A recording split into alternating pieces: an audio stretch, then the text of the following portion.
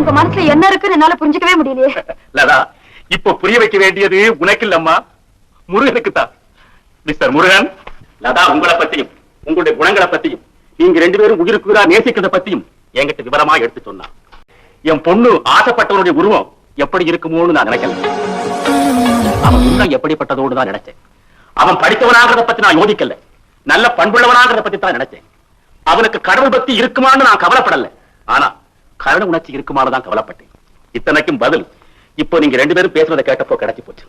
தன்னுடைய காதலையை கண்கலங்க விடதையே படுகொலையாக நினைக்கிற கருணை உள்ள படைச்சவன் தனக்கு வாழ்வும் வளம் கொடுத்த வளர்ப்பு தந்தையை கொலை செய்திருப்பான்னு நினைக்கிறது இருக்கே, அது கொலையை விட கொடுமையானதம்மா.